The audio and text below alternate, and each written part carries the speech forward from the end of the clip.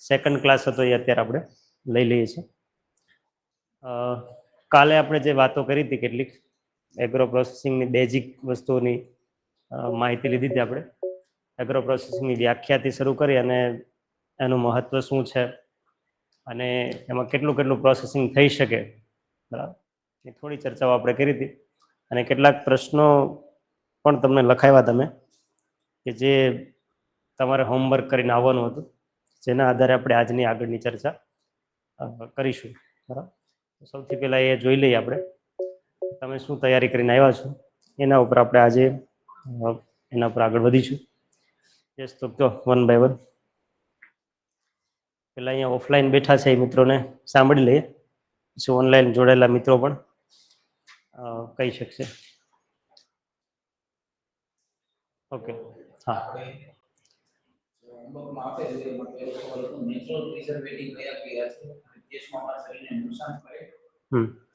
તો એની અંદર છે નેચરલ પ્રિઝર્વેટિવ, મીઠું, ખાંડ, વિનેગર, તેલ, લીંબુનો રસ, ડિહાઇડ્રેશન એટલે કે સૂર્યપ્રકાશની સૂકવણી.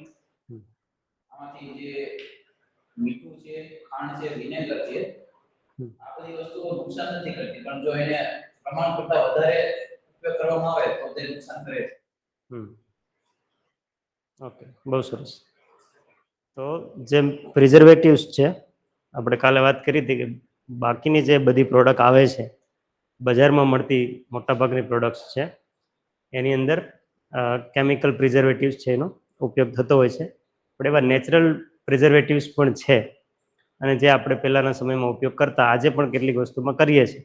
બરાબર, આપણે કાલે પણ એક ચર્ચા કરી હતી કે કોઠીંબરની કાચરી કરવી હોય તો એમાં હળદર છે, નમક છે, આનો ઉપયોગ કરી શકાય. બરાબર, તો એક પ્રકારનું નેચરલ પ્રિઝર્વેટિવ્સનું કામ કરે છે અને લાંબા સમય સુધી સંગ્રહ કરી શકાય અને બગડે નહીં એના માટેનો ઉપયોગ કરી શકાય એમ છે. બરાબર, ઓકે, ચાલો આમાં કોઈને એડ કરવું છે નેચરલ પ્રિઝર્વેટિવ્સમાં? આટલું જ છે બધા પાસે? બધા લખીને આવ્યા છો પાછળ બેનો? નેચરલ પ્રિઝર્વેટિવ્સ શું ન મળ્યું? એવું તો કેમ બને? આટલી માહિતી આપણને મળે નહીં. એ તો આપણે શીખવાનું છે. આપણી પાસે સ્માર્ટ મોબાઈલ હોય, ચેટ જીપીટી હોય, ગૂગલ જીમિની હોય, આ બધી વસ્તુમાં પણ જો આજે આપણને માહિતી ન મળે તો આપણે વિચારવું પડે કે આપણે ક્યાં છીએ, આપણે મોબાઈલનો કેવી રીતે ઉપયોગ કરીએ છીએ. બરાબર, આજે તો બહુ બધી માહિતી ગણતરીની સેકન્ડોમાં મળી જાય છે. એવા સમયમાં આપણે યુઝ નથી કરતા અથવા તો નથી કરતા યુઝ આવડતું તો આપણે વિચારવાનું અને શીખી લેવાનું ઝડપથી. બરાબર, તમે શું શોધીને લાવ્યા છો કહો? બીજા કયા મુદ્દાઓ મળ્યા તમને પાછળ? બોલો. 3-4 પ્રશ્નો લખાવ્યા હતા ને મેં? કયા કયા પ્રશ્નો હતા બોલો? નહીં, તમે નહીં, પાછળ કયો. હે કોઠીમાંની કાચરી ભાવ શું છે? હા, શું ભાવ છે? તો એ નથી ખબર. પછી બીજો પ્રશ્ન શું હતો?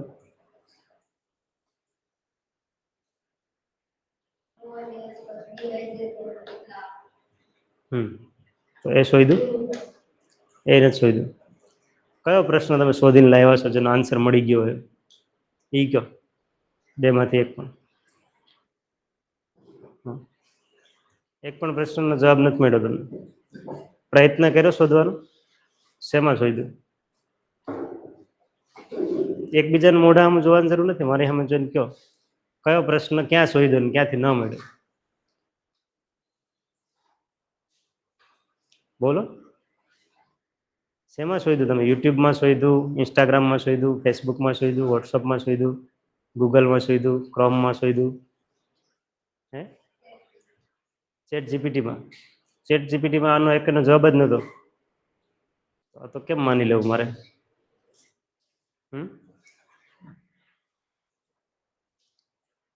આવું તો ન ચાલે. આપણે સ્ટડી કરવા માટે આવ્યા છે તો આપણે તો થોડા એટલા તો ગંભીર હોવા જોઈએ ને.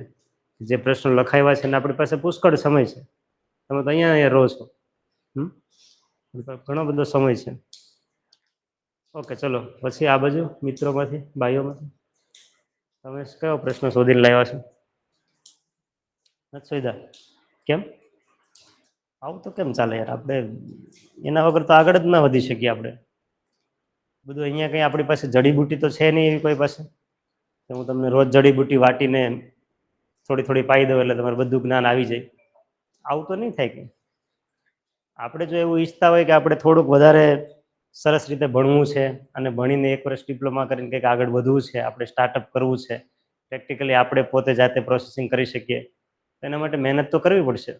હા, એના વગર તો કંઈ થવાનું નથી કે અહીંયાથી આ ક્લાસરૂમમાંથી અભ્યાસક્રમ પૂરો થઈ ગયો ને ભણાવી દીધું ને પતી ગયું એટલે બધું આવી જશે, એવું તો નહીં થાય. આપણે પોતે પણ એક્ટિવ રહેવું પડશે તો થશે ને. બાકી તો આ પેલા ટ્રેડિશનલ જેવું શિક્ષણ જેવું થઈ જશે.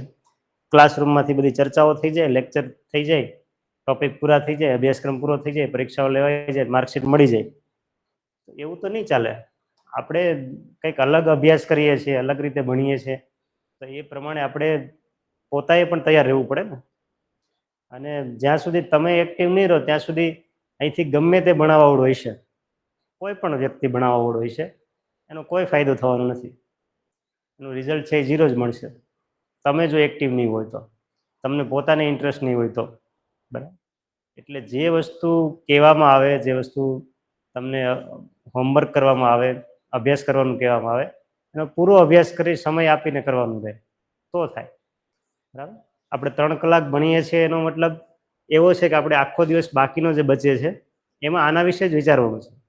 મેં અગાઉના ક્લાસમાં બી તમને કીધું હતું કે તમે બાકીના સમયમાં તમારી આસપાસમાં આવા વેલ્યુ એડિશન યુનિટો કેટલા ચાલે છે, આવા પ્રોસેસિંગ ઇન્ડસ્ટ્રીઝ ક્યાં ક્યાં છે, શું પ્રોડક્ટ બનાવે છે, એનો તમે અભ્યાસ કરી શકો તમારા બાકીના સમયમાં. બરાબર. તો આપણે કંઈક આમાંથી મેળવીશું. બાકી તો આ બધી જ ફોર્માલિટી થઈ જશે. ક્લાસરૂમમાં હાજરી આપી દીધી, આપણે પહોંચી ગયા, કલાકનો ક્લાસ ભરી લીધો, પાછા છૂટા પડી ગયા, ફરી પાછા ક્લાસના સમયે પહોંચી ગયા, એનો કોઈ અર્થ નહીં રહે. બરાબર.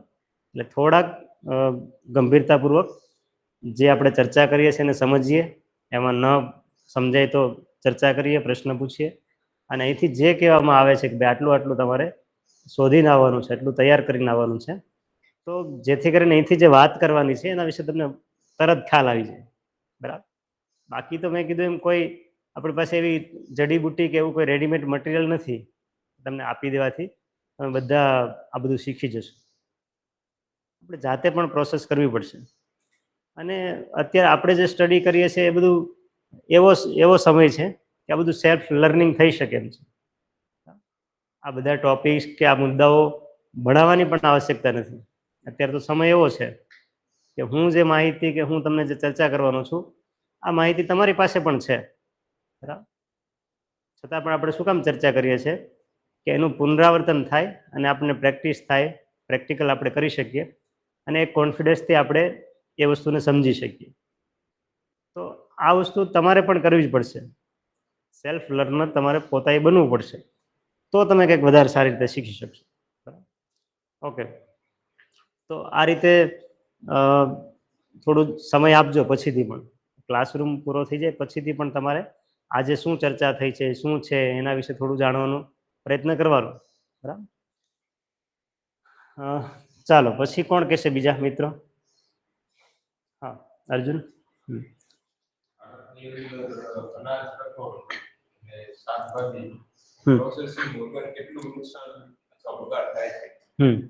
કેટલું થાય છે?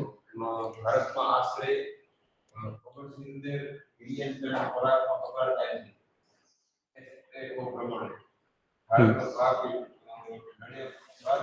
ફળ અને શાકભાજી અંદાજે 25 થી 30% જેટલો બગાડ થાય છે. જેનું આર્થિક મૂલ્ય 6000 કરોડ છે. ફળ અને શાકભાજી ને તો આ આંકડાઓ પરથી આપણને સમજાય છે કે ફળ અને શાકભાજી પ્રોસેસિંગના અભાવે દર વર્ષે ભારતની અંદર 25થી લઈ અને આમ તો 35-40% સુધી એનો બગાડ છે એ થાય છે. એનું આર્થિક મૂલ્ય આપણે ગણીએ તો જેમ કીધું એમ 6000 કરોડ, 600 કરોડ, હા 600 કરોડ રૂપિયા જેટલું થાય છે. આના પરથી આપણે સમજી શકીએ કેટલું એ વધારે છે, બરાબર. એવી જ રીતે અનાજ કઠોળ જે છે એનું પ્રોસેસિંગના અભાવે બગડી જતું હોય અથવા તો આપણે સાચવી ન શકતા હોય, એ પણ લગભગ કુલ જે ખેત પેદાશોનું ઉત્પાદન છે એના 10 થી 12% જેટલું એ પણ આપણું વેસ્ટ જાય છે, બગાડ થાય છે. એના પરથી આપણે સમજી શકીએ કે જો એનું પ્રોસેસિંગ કરવામાં આવે તો એ મૂલ્યનું બગડતું અનાજ છે, કઠોળ છે, શાકભાજી છે, ફળો છે, એને આપણે ઇન્કમ કરી શકીએ, એને સાચવી શકીએ. એટલે આપણે ત્યાં હજી પ્રોસેસિંગ યુનિટ છે એની સંખ્યા, પ્રોસેસિંગ કરતા લોકો એ બહુ મર્યાદિત છે. એના માટેના સંસાધનો, એના માટેના કોલ્ડ સ્ટોરેજ, એના માટેની વ્યવસ્થાઓ, સરકારી સબસિડીઝ અથવા તો સરકારની વ્યવસ્થા, આ બધું બહુ લિમિટમાં છે, જેના લીધે પ્રોસેસિંગ ક્યાંક ને ક્યાંક ખેડૂતો નથી કરી શકતા, બરાબર.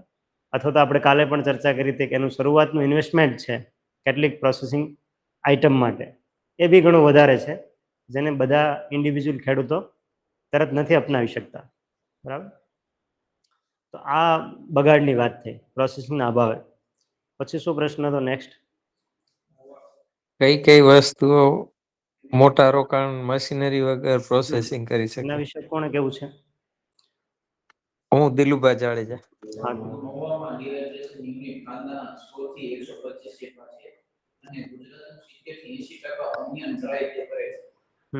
બરાબર છે. એમાં કઈ એડ કરવું છે વધારે? કેટલા 100 થી 150? 125. હા, અને ગુજરાતનું 70-80%. હા, એટલે જ મેં તમને મોવા વિશે જાણવાનું કીધું હતું, બરાબર. કાલે શું પ્રશ્ન પૂછ્યો તમને કે મોવા અને મોવાની આસપાસના વિસ્તારની અંદર આવા ડિહાઇડ્રેશન યુનિટ કેટલા ચાલે છે? આખા ગુજરાતમાં 70%થી વધારે યુનિટો છે, અથવા તો ફૂલ જે પ્રોડક્ટ છે એનું ડિહાઇડ્રેશન છે એ ત્યાં થાય છે. અને જ્યારે ડુંગળી પાકે છે એવા સમયે તમે ત્યાંના માર્કેટ યાર્ડમાં જુઓ અથવા તો એની આસપાસના વિસ્તારોમાં આ ડિહાઇડ્રેશન પ્લાન્ટને વિઝિટ કરો તો તમને ખ્યાલ આવે, અંદાજ આવે કેટલું મોટા પાયે ડુંગળી છે એ વિસ્તારમાં પાકે છે. હવે તમે સમજો કે આ જે 70% ડિહાઇડ્રેશન યુનિટો ખાલી મહુવામાં ચાલે છે કે મહુવાના એ વિસ્તારમાં ચાલે છે, એ આજથી કદાચ 5-7 વર્ષ પહેલાં, 10 વર્ષ પહેલાં બિલકુલ નહોતા, નહીવત પ્રમાણમાં હતા. તો આટલો મોટો જથ્થો ડુંગળીનો જ્યારે બજારમાં એક સામટો આવે, એક સમય આવે, ત્યારે સ્વાભાવિક રીતે એની ખપત છે એ ન હોય. અને ડુંગળી એવો પાક છે ને કે લાંબા સમય સુધી પ્રોસેસના કર્યા વગર એને સાચવી નથી શકાતો. એટલે મેં તમને કાલે પણ ચર્ચા કરી હતી કે કેટલાક પાકો છે આપણે ભાવ ન મળવાથી ફેંકી દેવા પડતા હતા, જે બિલકુલ વેસ્ટ હતા. હવે એવા પાકોને પ્રોસેસિંગના લીધે એનું મૂલ્ય છે એ જાળવી શકાય છે, બરાબર. તો આવા જે પાકો છે, જે પાકોને જે તે સમયમાં વેચી દેવા પડે, જો ન વેચી દેવામાં આવે તો બગડી જાય, આવા દરેક પાકો માટે પ્રોસેસિંગની પૂરતી વ્યવસ્થાઓ છે કે કેમ, એ આપણે અભ્યાસ કરવો પડે. જેમ ડુંગળી વિશે આપણે જાણ્યું એમ એક એક પાક ઉપર તમે અભ્યાસ કરશો તમને ખ્યાલ આવશે કે કયા પાકો હજી એવા છે કે જેનું પ્રોસેસિંગ પૂરતા પ્રમાણમાં નથી થતું, અથવા તો એના માટેની જે સગવડતાઓ છે, વ્યવસ્થાઓ છે, એ હજી પૂરતી નથી. એ ક્ષેત્રમાં, એ ફિલ્ડમાં એ પાકો માટે આપણે કામ કરી શકીએ તો એમાં આપણને જલ્દી સફળતા મળી શકે. હજી ઘણા બધા એવા પાકો છે, ઘણી બધી એવી ક્રોપ છે કે જેનું પૂરતા પ્રમાણમાં પ્રોસેસિંગ ન કરવાના લીધે એ બગાડ થતો હોય અથવા તો એના જરૂરી ભાવો ન મળી શકતા હોય. તો એ અભ્યાસ કરવાથી આપણને ખ્યાલ આવશે. અને ખાસ સ્થાનિક પાકો જે થાય છે, આપણા વિસ્તારમાં પાકતા પાકો છે, એ પાકોને પ્રોસેસિંગમાં લઈ જઈ શકાય, બરાબર. એને પહેલી પ્રાયોરિટી આપી શકાય, જેથી કરીને આપણને લો કોસ્ટમાં એ પ્રોડક્ટ આપણે તૈયાર કરી શકીએ, બરાબર. માનો તમારે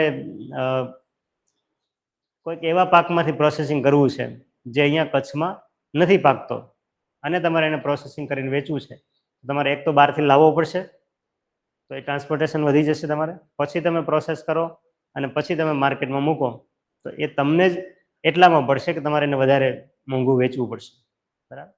એના કરતાં તમને સ્થાનિક લોકલ પહેલાંમાંથી મળી રહેતું હોય તો તમે ઓછા ભાવમાં પણ બજારમાં સેલ કરી શકો. એટલે એ પણ આપણે ધ્યાનમાં રાખવું પડે.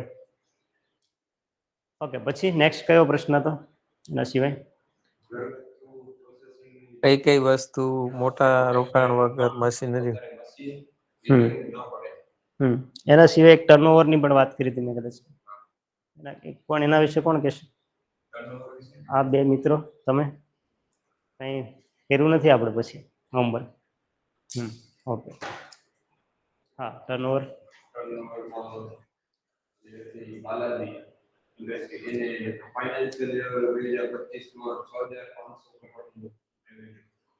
હમ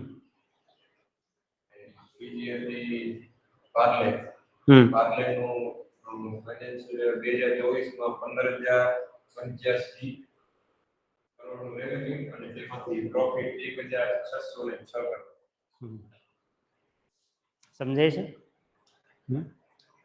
15,000 કરોડનું ટર્નઓવર છે, બરાબર. આપણે ત્યાં ના પહોંચી શકીએ પણ શરૂઆત તો કરી શકીએ ને.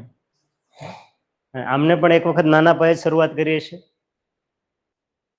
એમનું સીધું હજારો કરોડનું ટર્નઓવર તો નહીં થઈ ગયું હોય, બહુ નાના પાયે શરૂઆત થઈ હોય, આજે છે એ એટલા મોટે પહોંચી શક્યા છે. એટલે પ્રોસેસિંગ ઇન્ડસ્ટ્રીઝ માટે બહુ મોટા સ્કોપ છે એવું આપણે સમજી શકીએ. પણ એમાં આપણે એને કેવી રીતે આગળ લઈ જઈએ છીએ ને એમાં પણ હવે આપણા માટે મોટો ફાયદો એ છે કે આપણી પાસે માર્કેટિંગ માટે સોશિયલ મીડિયા છે. તમે જ્યારે કલ્પના કરો કે જ્યારે બાલાજી કંપનીની સ્ટાર્ટિંગ થઈ હોય છે કે પાર્લેની શરૂઆત થઈ છે, ત્યારે આટલું સોશિયલ મીડિયા આટલું પાવરફુલ હતું? બિલકુલ નહોતું. જે અત્યારે છે, અત્યારે એટલું બધું પાવરફુલ છે કે તમે સોશિયલ મીડિયા થ્રુ તમારી કોઈ પણ પ્રોડક્ટ છે ને બહુ સારી રીતે લોન્ચ કરી શકો, માર્કેટમાં મૂકી શકો, બરાબર. તો અત્યારે આપણી પાસે એ વધારેનો સ્કોપ છે. એના સિવાય આપણી પાસે ક્વોલિટી માટેનો મોટો સ્કોપ છે કે હવે આજે લોકો ધીમે ધીમે ક્વોલિટી પર વધારે ફોકસ કરે છે કે ભાઈ બજારમાં મળતી પ્રોડક્ટ છે, સેમ પ્રોડક્ટ છે, પણ એમાંથી કઈ એવી પ્રોડક્ટ છે કે જે સ્વાસ્થ્ય માટે સારી છે, એવી પ્રોડક્ટને પસંદ કરવાનું લોકો પસંદ કરતા થયા છે લોકો. તો ત્યારે આપણે આવી પ્રોડક્ટ પર ફોકસ કરવું પડે, બરાબર. મેં તમને કદાચ એક્ઝામ્પલ આપ્યું હતું કે આજે તેલનો ડબ્બો છે એ 4500 રૂપિયાનો તેલનો ડબ્બો બી મળે છે 15 લીટરનો, અને 2800 રૂપિયાનો બી મળે છે. બંને સિંગ તેલ જ છે. તો આની અંદર ફરક શું? માર્કેટમાં તો બંને અવેલેબલ છે, ઢગલાબંધ અવેલેબલ છે. તો લોકો 4500 રૂપિયાનો ડબ્બો બી ખરીદે છે, બરાબર, અને 2800 રૂપિયાનો ખરીદવા વાળો પણ વર્ગ છે. તો આપણે કેવી રીતે આપવું છે? આપણે એ જ મગફળીમાંથી 4500 રૂપિયાનો ડબ્બો વેચવો છે કે આપણે 2800 રૂપિયાનો વેચવો છે? એ નક્કી આપણે કરવાનું છે. પ્રોસેસ તો બંનેની સેમ જ છે, બરાબર. તો એ નક્કી આપણે કરવાનું છે ને એ પ્રમાણે આપણે એમાંથી રેવન્યુ જનરેટ કરી શકીએ. તો આ વસ્તુ ઉપર ફોકસ કરવાની જરૂર છે. બાકી માર્કેટમાં કોમ્પિટિશન બી એટલી જ છે, એ પણ આપણે સામે વિચારવું પડે કે તમે કાલ સવારે પ્રોસેસિંગ ઇન્ડસ્ટ્રીઝ કરશો, વેલ્યુએડિશન કરશો, તો તમારી પ્રોડક્ટ બજારમાં ચાલી જશે એ પણ એટલું સહેલું નથી. કોમ્પિટિશન બી એટલી જ છે કે તમે સિંગતેલ મૂકો છો તો બજારમાં કેટલી બધી બ્રાન્ડના સિંગતેલ મળે છે, ઢગલાબંધ ને, ઢગલાબંધ બ્રાન્ડના, ઢગલાબંધ કંપનીઓના સિંગતેલ મળે છે. તો તમારું સિંગતેલ શું કામ લોકો ખરીદે?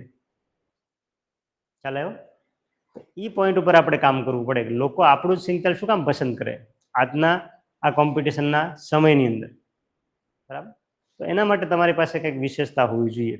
તો એ વિશેષતા અત્યારે સૌથી મોટી જે તમે બતાવી શકો એ ક્વોલિટીની છે. લોકોને ક્વોલિટીના પેલા પર તમે આકર્ષિત કરી શકો, વિશ્વાસમાં લઈ શકો. તો આપણે તો એની સાથે જ આગળ વધવાના છીએ. આપણે જે કંઈ પ્રોસેસિંગ કરવાના છીએ, જે કંઈ પ્રોડક્ટ બનાવવાના છીએ, એ ક્વોલિટીવાળી પ્રોડક્ટ હશે. એ લોકોના સ્વાસ્થ્યને કે કોઈ પ્રકૃતિને એનાથી કોઈ સાઈડ ઇફેક્ટ થતી ન હોય એવી પ્રોડક્ટ આપણે બનાવવાના છીએ, એવી પ્રોડક્ટ છે એ સેલ કરવાના છીએ. આ મુદ્દા પર આપણે કામ કરવું પડે. તો આ બે એક્ઝામ્પલ એટલા માટે લીધા કે આપણને ખબર પડે કે એ ઇન્ડસ્ટ્રીનું કેટલું નેટવર્ક છે, બરાબર. આવી તો કેટલી બધી કંપનીઓ છે, આપણે તો 2-3ની જ વાત કરીએ છીએ, પણ બાકીની અસંખ્ય કંપનીઓ એવી છે કે જે પ્રોસેસિંગ ઇન્ડસ્ટ્રી ચલાવે છે અને બહુ સારા પ્રમાણમાં એના અંદરથી એ ટર્નઓવર કરે છે. બરાબર. ચાલો પછી કયા પ્રશ્નો હતા એના સિવાય? હા, ઘરગથ્થુ પ્રોસેસિંગ વાળો પ્રશ્ન છે, આપણે લઈ શકીએ. Yes Dilubhai, 1 minute. હવે તમારો અવાજ નહીં સંભળાય. 1 જ મિનિટ હું તમને આપું છું.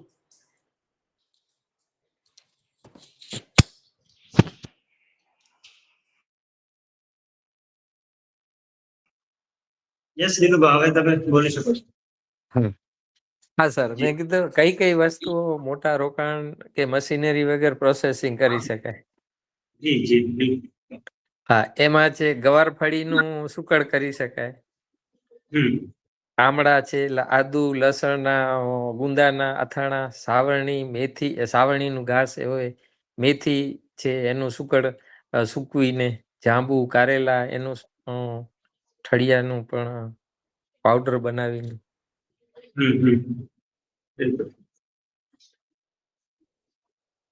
ઓકે. જી જી, સરસ.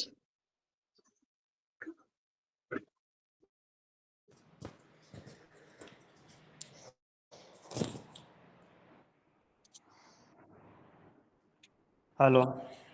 હાજી. મારો અવાજ આવે છે ફરીથી? હા હા સર. જી ઓકે. હા, તો એમને કેટલીક વસ્તુ આપણને કીધી કે જે કોઈ વધારે મશીનરી અથવા તો કોઈ વધારે રોકાણ વગર પણ આપણે પ્રોસેસ કરી શકીએ. બરાબર. તો અહીંયા જે મિત્રો બેઠા છે એ પણ કહી શકે એના સિવાય કઈ પ્રોડક્ટ છે જે આપણે ઇઝીલી માર્કેટમાં મૂકી શકીએ. હા, કેરીની ગોટલીનો મુખવાસ. ઓકે, સરસ. પછી ખારી સિંગ. હા, સિંગ છે એને ખાલી શેકી દઈએ, મીઠું ભેળવી દઈએ. બરાબર. આ બધું સમજવાનું એટલા માટે છે કે આપણે એ જ સિંગ જે આપણે બજારમાં લેવા જઈએ છીએ તો એ કેટલાની કિલો આવે છે ને આપણે ત્યાં સિંગ પાકે છે તો કેટલાની જાય છે. આની વચ્ચેનું જે માર્જિન છે ને એ બહુ મોટા પ્રમાણમાં છે. બરાબર. એ માર્જિન એટલા મોટા પ્રમાણમાં છે કે તમને કિલો સિંગ પકવતા જે 4 મહિના લાગ્યા છે એ જ સિંગને તમે ખાલી પ્રોસેસ કરીને વેચો છો એની વચ્ચે જે માર્જિન છે એ પેલા 4 મહિનાની મહેનત જેટલું માર્જિન છે. બરાબર. એ આપણે સમજવાનું છે. ચલો પછી ખારી સિંગ, પછી કેરીની ગોટલીનો મુખવાસ, પછી એના સિવાય કઈ એવી ચીજ છે? હા, ચીક્કી આપણે સામાન્ય રીતે કરી શકીએ. બરાબર. મગફળીમાંથી ચીક્કી બનાવીને વેચી શકીએ. એના પર કોઈ મોટી પ્રોસેસ કે કોઈ સાધનો કે કોઈ રોકાણની જરૂર નથી. ચલો પછી એના સિવાય યાદ કરો. ઘણી બધી વસ્તુ એવી છે કે જે બહુ ઓછા ખર્ચે અને ઓછા સાધનો સાથે આપણે આપણી પ્રોડક્ટ પાપડ બનાવી શકીએ આપણે. સરસ. પછી હા, આમળાની વાત થઈ. આમળામાંથી શું કરવાનું?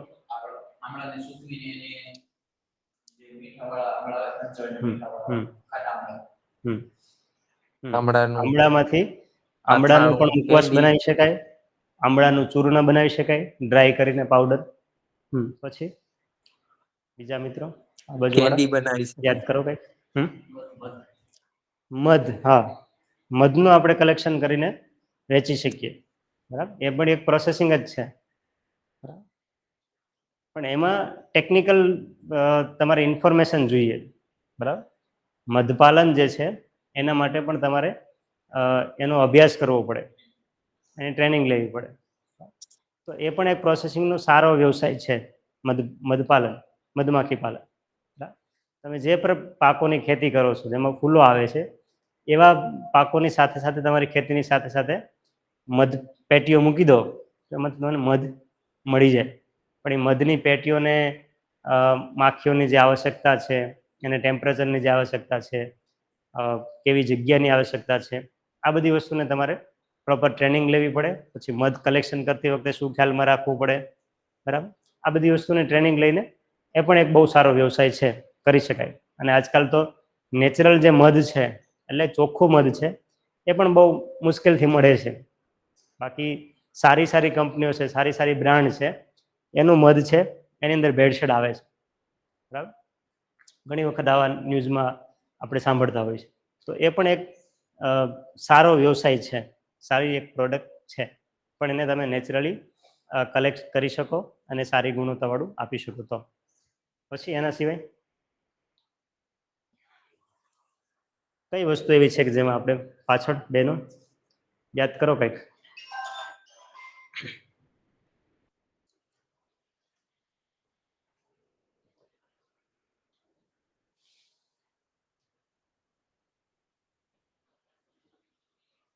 બટેટાની ચિપ્સ કરીને આપણે વેચી શકીએ, એમાં છે કોઈ રોકાણ કે કોઈ ઇન્વેસ્ટમેન્ટ? હે, જે વેફર્સ બાલાજી બનાવે છે, આવી જ વેફર આપણે બનાવી શકીએ કે ના બનાવી શકીએ? બની શકે ને, બિલકુલ બની શકે. એના કરતાં પણ સારી ક્વોલિટી આપણે બનાવી શકીએ. પછી એના સિવાય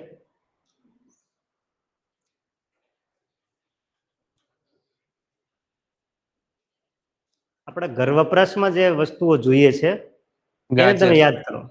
ગાજરનો દરેક ફેમિલીમાં રોજબરોજની જે વસ્તુ વપરાય છે એ વસ્તુઓ શું છે અને એનું પ્રોસેસિંગ થઈને આવે છે તો કેવી રીતે થાય છે?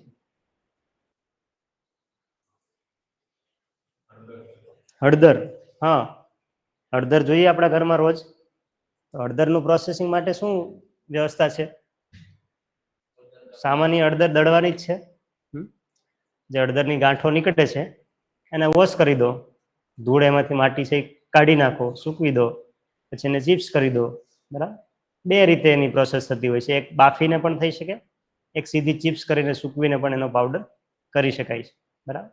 તો આ પણ બહુ મોટી પ્રોસેસ કંઈ છે નહીં, ઇઝીલી આપણે કરી શકીએ. ઘણા ફાર્મર્સ બી કરે છે, નેચરલ ફાર્મિંગથી હળદર કરે છે અને એ જ પોતાની હળદરનો પાવડર કરી અને કિલો 2 કિલો 500 ગ્રામના પેકિંગ કરી પોતાનું લેબલ છપાવી અને વેચે છે બહુ સરસ રીતે.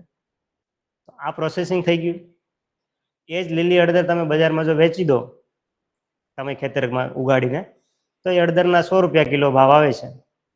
100 પણ વધારે કહું છું કદાચ, બાકી 90 95 રૂપિયા 80 રૂપિયા લીલી હળદરનો ભાવ હોય તમે વેચવા જાવ તો. આ જ હળદર જ્યારે પ્રોસેસ થઈને પાવડર થઈને આવે એટલે કેટલા ભાવ હોય? 300 રૂપિયા 350 રૂપિયા કિલાના ભાવ સુધી.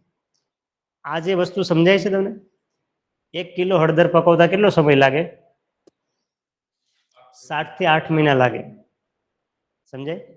7 થી 8 મહિના તમે મહેનત કરો છો, રાત દિવસ એની કાળજી લો છો, ટ્રીટમેન્ટ કરો છો, સારવાર કરો છો, ત્યારે તમને 1 કિલો હળદર 70 રૂપિયા આપે છે કે 80 રૂપિયા આપે છે કે 100 રૂપિયા આપે છે, બરાબર. એ જ હળદર પાછળ તમે બીજા 15 દિવસ નાખી, વધારાના 15 દિવસ મહેનત કરી, પ્રોસેસ કરી, પાવડર કરી, પેકિંગ કરી અને બજારમાં વેચો તો એ હળદર કેટલો કિલો નફો આપે છે? બીજા 100 રૂપિયા આપે કમસે કમ, ખર્ચો કાઢી નાખીએ તો કયું બેસ્ટ? 7 મહિના મહેનત કરીને પકવવી કિલો હળદર અને 100 રૂપિયામાં વેચવી, કે પછી 100 રૂપિયાની હળદર બીજા પાસેથી લઈ અને પ્રોસેસ કરીને બજારમાં વેચવી? સહેલું કયું છે? પ્રોસેસ કરવી સ્વાભાવિક છે. આના પરથી આપણને સમજી શકાય કે પ્રોસેસિંગનું કેટલું મહત્વ છે. આવું તો તમે સંખ્યાબંધ પ્રોડક્ટમાં આવું કરી શકો, બરાબર. એટલે આપણે આ સમજવાનું છે ગંભીરતાથી, અને એ પ્રમાણે આપણે કેટલું કેટલું કરી શકીએ એમ છે, એમાં આપણું દિમાગ લગાવવાનું છે, બરાબર. તમે વિચાર કરો, ખેડૂતો વર્ષોથી પકવતા આવે છે, વર્ષોથી મહેનત કરે છે, પણ ખેડૂતોને પૂરતા ભાવ ક્યારે મળ્યા નથી. આજકાલ તો છેલ્લા વર્ષોમાં તો મેં કીધું હજીએ થોડું પ્રોસેસિંગ ઉપર ખેડૂતો વળ્યા છે. તમે કલ્પના કરો કે આજથી 10 વર્ષ પહેલા આ જ પદ્ધતિ ચાલી છે. ખેડૂતો રો મટીરિયલ પકવે અને વેપારીઓ છે, ઉદ્યોગપતિઓ છે, એના એજ રો મટીરિયલ પર પ્રોસેસિંગ કરે, એસી વાળી ઓફિસમાં બેઠા બેઠા, બરાબર. ખ્યાલ આવે છે તમને? તો એનું પ્રોફિટ કેટલું છે? ખેડૂત કરતાં ડબલ કરતાંય વધારે કદાચ. કાંઈ મહેનત નહીં, ક્યાંય ખેતરમાં નથી જવાનું, ક્યાંય વાવણી નથી કરવાની, ક્યાંય પાણી નથી વાળવાનું, ક્યાંય દવા ખાતર નથી આપવાના. માત્ર શું કરવાનું? ખેડૂત જ્યારે પકવે છે, તૈયાર કરી દે છે, ત્યારે પાછી એની પાસેથી વેચાતું લઈ લેવાનું, ખરીદી લેવાનું. ખરીદી લીધેલી વસ્તુ ઉપર પ્રોસેસિંગ કરી નાખવાનું, પ્રોસેસિંગ કરીને પોતાની બ્રાન્ડથી, પોતાના લેબલથી બજારમાં વેચવા માંડવાનું. કયું ઈઝી કયું છે? પ્રોસેસિંગ ઇઝી છે, તો આપણે શું કામ અત્યાર સુધી એમાં પડ્યા જ નથી? હે, આ થઈ શકે ને? અને જે માણસ તમારી પાસેથી રેડીમેડ વસ્તુ લે છે ને પછી પ્રોસેસિંગ કરે છે, ખ્યાલ આવે? તમારી પાસેથી 100 રૂપિયાની હળદર ખરીદીને મને તો 100 રૂપિયામાં પડી ને, પછી મારે પ્રોસેસિંગ કરવાનું છે, પછી કોસ્ટ ચડાવવાની છે, પછી મારે વેચવાનું છે, છતાંય હું એમાંથી નફો કાઢતો હોય તો તમે તો ખુદ તમારા ખેતરમાં પાકે છે, તમારે તો 100 રૂપિયાની કિલો વેચાતી નથી લેવી પડતી, તો તમને તો એના કરતાં વધારે નફો મળે ને, જે લઈને પ્રોસેસ કરે છે એના કરતાં. છતાંય આપણે એમાં પડ્યા નથી. શું કામ? તો કે આપણી પાસે એવો એક ભાવ હતો અથવા તો એક એવો હાવ હતો કે ભાઈ જેનાથી આપણને ખબર જ નથી કે આવું થઈ શકે. બરાબર? આપણને ખબર જ નથી કે ભાઈ રેંટીઓવાળા તુવેર દાળ વેચે છે એ આપણી જ ખેતરની તુવેર દાળ છે. ખ્યાલ આવ્યો? અથવા તો સિંગતેલ બને છે તો સિંગતેલની મિની ઓઇલ મિલ ને આ બધી કાચી ગાણીઓના તેલના પેલા જે ગાણીઓ છે એ છેલ્લા વર્ષોમાં દેખાય છે. બાકી તમને ખબર હતી કે તેલ ક્યાંથી આવે છે, કેમ પીલાય છે? આપણે લાઈવ જોયેલું ક્યારે? મને તો નથી યાદ કે આજથી 10 વર્ષ પહેલા એમ ખબર પડતી હોય કે ભાઈ મગફળીનું તેલ છે એ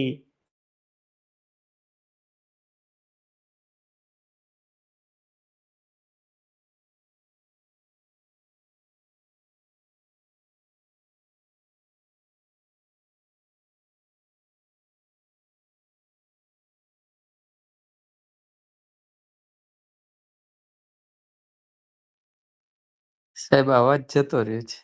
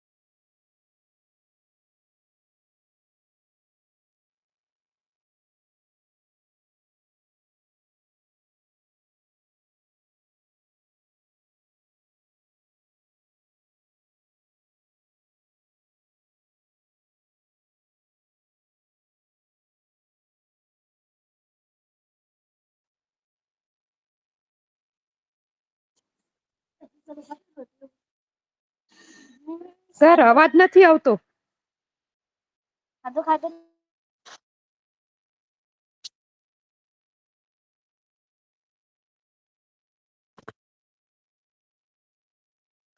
સાહેબ લેફ્ટ થઈ ગયા લાગે છે.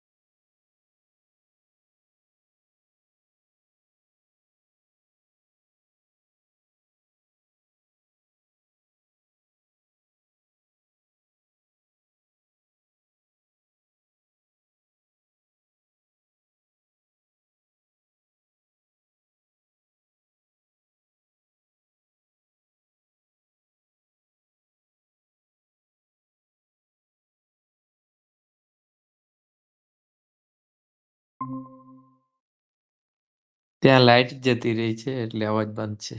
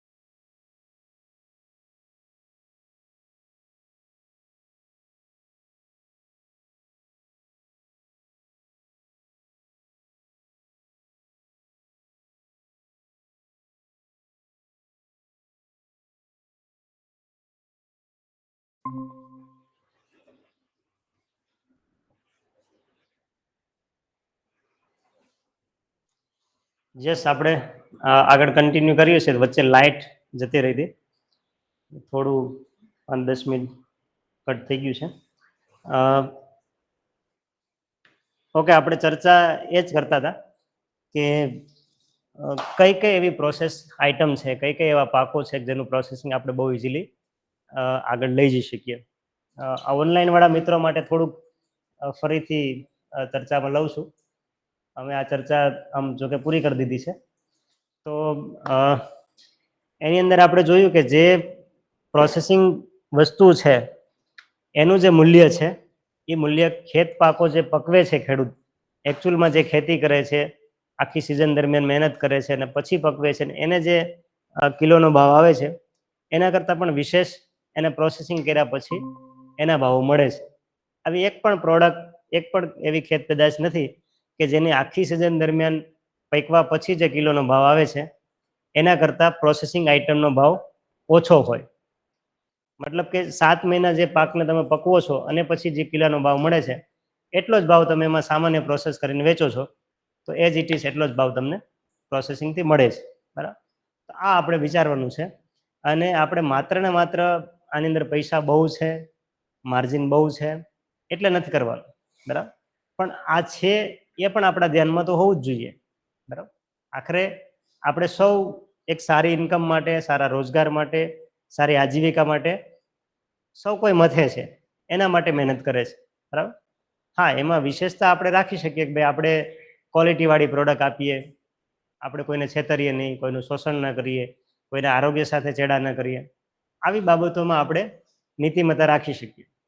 પણ પ્રોફિટ કમાવાનું છે, રોજગારી કરવાની છે, આવક મેળવવાની છે, એ પણ એટલી જ હકીકત છે.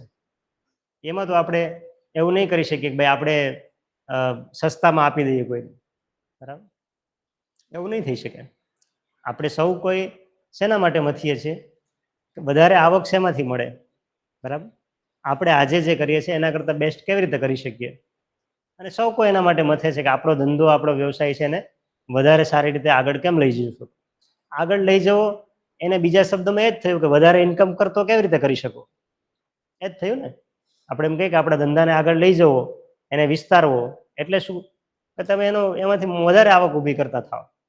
બીજા શબ્દોમાં તો એ જ છે. તો એક કરવો કેવી રીતે, તો કે એના માટે એક પ્રોસેસિંગ ઇન્ડસ્ટ્રીઝ છે, પ્રોસેસિંગ યુનિટ છે, એ બહુ મહત્વનો રોલ ભજવી શકે, બરાબર. તો એમાં આપણે કેટલીક પ્રોડક્ટ વિશે, કેટલાક પાકોની સામાન્ય પ્રોસેસ વિશેની યાદી આપણે કરી છે. હજી એમાં આપણે આગળ એડ કરી શકીએ. જેમ કે મરચું પાવડર છે, બરાબર. આ પણ બહુ સામાન્ય પ્રોસેસ છે, રોજબરોજ વપરાતી પ્રોડક્ટ છે. એમાં પણ સામાન્ય તમારે દળવાનું જ છે, બીજું કોઈ વસ્તુ એમાં કરવાની નથી, બરાબર.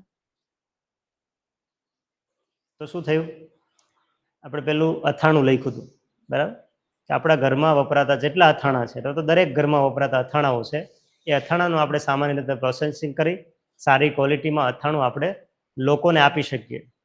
તો એક સારામાં સારું માર્કેટ આપણે ઊભું કરી શકીએ અને બહુ સામાન્ય નજીવા ખર્ચ સાથે એક પ્રોડક્ટ પ્રોસેસ કરીને આપણે બનાવી શકીએ, બરાબર. અને આજકાલ તો ફરી પાછું જેમ દેશી વસ્તુઓ હતી, જે આપણી ટ્રેડિશનલ હતી, એનો પાછો એક ડિમાન્ડ ઊભી થઈ છે, બરાબર. અથાણામાં બી એવું છે. અથાણાઓ બજારમાં સારી સારી કંપનીઓના અથાણા મળે છે, પણ ઘરગથ્થુ જે અથાણાઓ બનાવે છે, જે આપણા ઘરમાં વડીલો, બહેનો બનાવતા હતા, એ અથાણાની પણ આજે ડિમાન્ડ પાછી વધી છે. લોકો એ અથાણું ખાવાનું પસંદ કરે છે. આજે આપણે ત્યાં એવા કેટલા બધા બહેનો છે, મહિલાઓ છે, કે જેમનું અથાણું ઘરે જ બનાવે છે. એની પાસે કોઈ એવી નથી શોપ કે નથી કોઈ આઉટલેટ.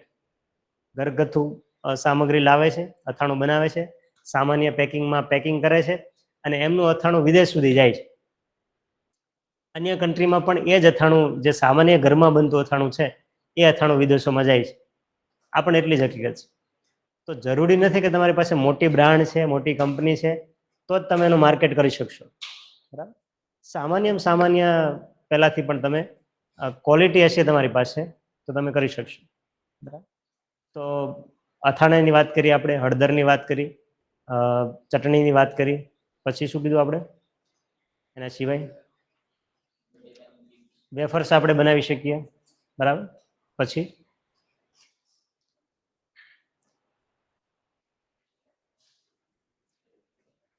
મુખવાસ જુદા જુદા.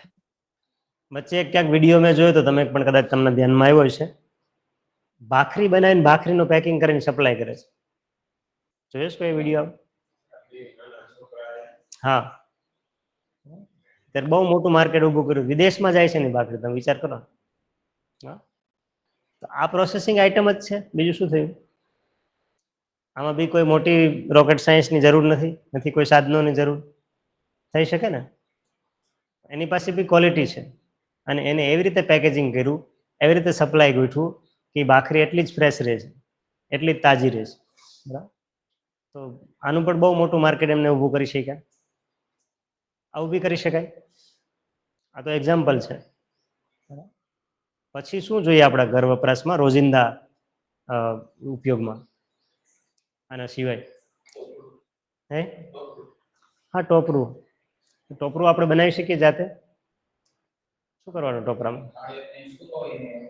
હા, બહુ ઇઝી છે, બીજું કંઈ છે નહીં. નાળિયેર સુકવાઈ જાય પછી જે ટોપરું વધે એને તમે ખમણી નાખો, ટોપરું થઈ ગયું તમારું તૈયાર. બજારમાં તો કેટલા કલરના ટોપરા મળે છે, ખબર છે ને? પછી એમાં કલર એડ કરે છે વધારાનો. હે, હા, દળવાનો લોટ એ બી આપણે, એ તો ઘરમાં જ કરીએ છીએ આપણે મોટા ભાગે, પણ એ બજારમાં તો વેચાય જ છે ને. તમે ઘઉંનો લોટ માગો, બાજરાનો લોટ માગો, જુવારનો લોટ માગો, મકાઈનો લોટ માગો, ચણાનો લોટ માગો, બધા લોટ પેકિંગમાં અવેલેબલ છે. અલગ અલગ બ્રાન્ડમાં, અલગ અલગ પેકિંગમાં અવેલેબલ છે. બરાબર.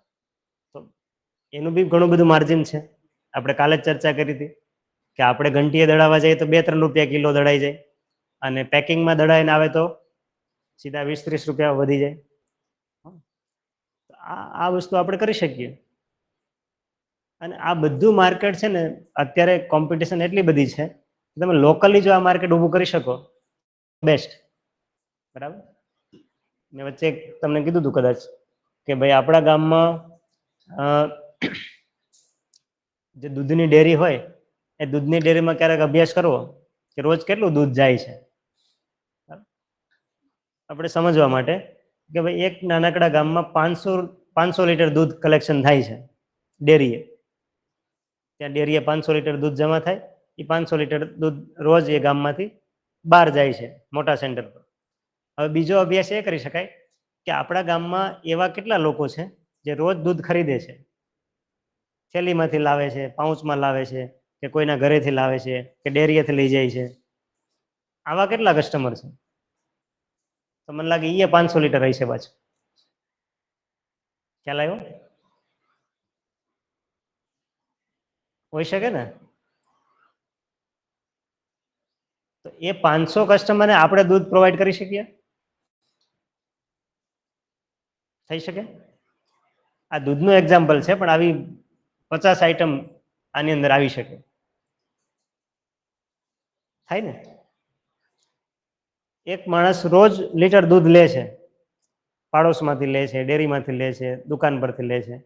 બરાબર. એની જ પાછો ત્રીજી ગલીમાં એની જ બાજુનો મકાનવાળો છે, એ રોજ ડેરીમાં દૂધ ભરે છે, પણ એ પાછો ત્યાંથી નથી લેતો. એક ભાઈ તો દુકાનમાંથી રોજ પાઉચ લાવે છે. તો આવી રીતે માર્કેટનો અભ્યાસ કરી શકાય. આપણા ગામમાં આપણે જે પ્રોડક્ટ વિશે ચર્ચા કરીએ છીએ, આપણે જે લોન્ચ કરવા માંગીએ છીએ, આપણે જે વેચવા માંગીએ છીએ, આ પ્રોડક્ટની આપણા ગામમાં રોજની ખપત કેટલી છે? થઈ શકે ને.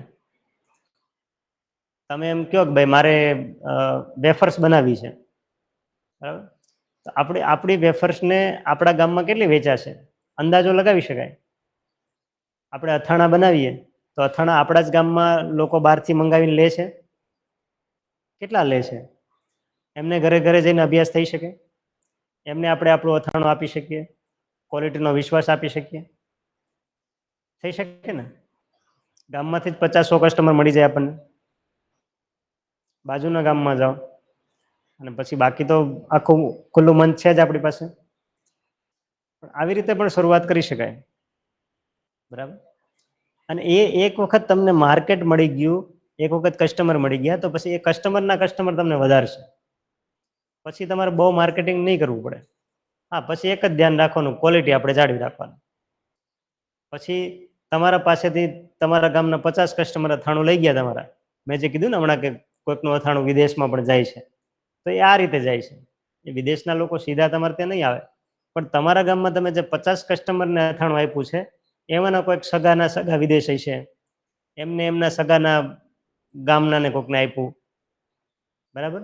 એમના કોઈક સગા બાજુના ગામમાં બીજા જિલ્લામાં હતા, ત્યાં એમને અથાણું મોકલ્યું, ભાઈ આ અથાણું સારું છે. એના પાછા કોઈક સગા વિદેશમાં હતા, એમ કરીને અથાણું વિદેશમાં પહોંચે. ચાલો, તમે 50 કસ્ટમર શોધો તો 50માંથી પાછા બીજા 50 થાય, 50માંથી બીજા 100 થાય, 100માંથી 200 થાય, એમ કરીને તમારું માર્કેટિંગ થઈ શકે. પહેલાં તો ડિસાઇડ કરવાનું કે આપણે કેટલી પ્રોડક્ટ પર કામ કરવું છે. એગ્રો પ્રોસેસિંગની આપણે સ્ટાર્ટિંગ કરવું છે, કેટલી પ્રોડક્ટ પર કામ કરવું છે, તો કે આપણે આ 5, 10, 15, 20 આઈટમ પર આપણે કામ કરવું છે, એનું સેલિંગ કરવું છે, અને આ રીતે કરવું છે. શરૂઆત કરી શકો. પછી જેમ જેમ ડિમાન્ડ આવતી જાય એમ આપણે પ્રોડક્ટ વધારતા જઈએ. થઈ શકે. ચાલો, પછી કઈ વસ્તુ છે એના સિવાય આપણને સીધી રીતે ધ્યાનમાં આવે? હા, પપૈયામાંથી ડૂટી ફૂટી બનાવી શકાય. ઘરે બનાવી શકાય. હે, બિલકુલ બનાવી શકાય. પછી એના સિવાય હે, પોપકોર્ન. હા, પોપકોર્ન બી ઘરે બનાવી શકાય. તો પોપકોર્નમાં હે મીઠાઈ, હા મીઠાઈ ઘણી બધી ઘરે બનાવી શકાય, પેંડા બનાવી શકાય, બરફી બનાવી શકાય, હા બનાવી શકાય ને. પોપકોર્ન નું કીધું ભાઈ હમણાં, પોપકોર્ન આપણે સિનેમામાં જઈએ ને કેટલાનું પોપકોર્ન આવે હે હે હા શું હા એના પાછા ભાવ જુદા હોય, સિનેમાના ભાવ જુદા હોય ને લારી પર પોપકોર્ન મળતો એના ભાવ જુદા હોય. અને આપણે મકાઈનો ડોડો લઈને બનાવીએ તો થઈ જાય ને, 25 રૂપિયામાં તો ડોડો ને પોપકોર્ન ને બધું તૈયાર થઈ જાય. અને ત્યાં છે એ મોંઘું પડે.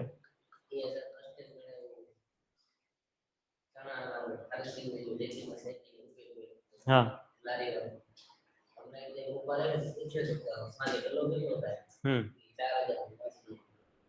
વિચાર કરો તમે. હા આ પેલા જેવું છે, હમણાં ખબર ક્યારેક ક્યારેક રીલ્સ આવે છે, ચા ની લારી વાળો ઉભો હોય તો અહીંયા કોઈક નોકરિયાત આવે ચા પાણી પીવા, હા રોજના કેટલા કમાય, અલગ કેટલા કમાય લે એમ, ઓલો કે 10,000 એમ, મહિનાના 10,000 એમ, ઓલો કે મહિના નહીં રોજના, ઓલો પાછો રકાબી વિસરવા મંડી જાય. થાય ને આવું, કેમ કે નોકરીમાં 15,000 નથી મળતા અત્યારે. અત્યારે તમે કન્ડિશન જુઓ, ભણેલા ગણેલા લોકો છે, ગ્રેજ્યુએટ થયેલા, માસ્ટર ડિગ્રી વાળા થયેલા લોકો છે, એ 15,000 તો જોઈએ એટલા મળે છે. હા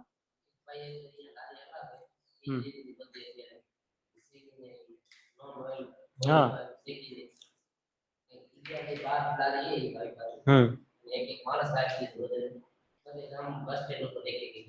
હા વિચાર કરો, આ પ્રોસેસિંગ જ થયું ને, બીજું શું છે.